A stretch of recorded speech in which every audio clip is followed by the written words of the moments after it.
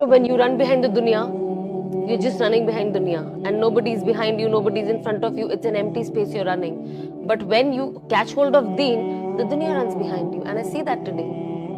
One thing that I tell people is that do not lose hope.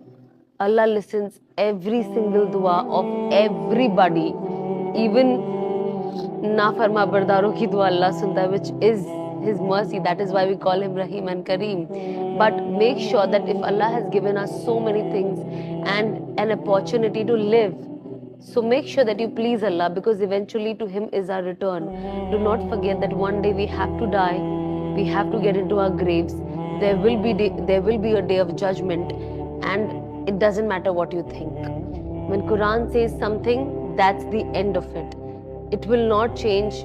Society can become more modern, people around will get even more modern, everything will change, but Allah's words are not going to change till the day of Qiyamah. So make sure that you please Allah subhanahu wa ta'ala, because it's impossible to please people. Times things are going to get difficult, you will think that there is nobody for you, but no, sometimes your parents are not going to be there for you, your spouses are not going to be there for you, your children will not be there for you, your best friends are not going to be there for you, but Allah subhanahu wa ta'ala is always and always with you.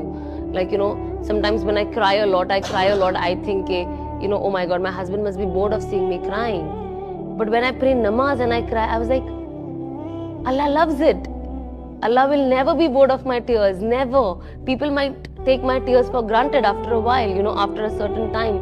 But Allah is always happy seeing you crying, seeing the love, because tear is only a form of love that you're expressing. There is no depression. When we listen to hadith that, when you do tawbah, Allah comes with his open arms to welcome you.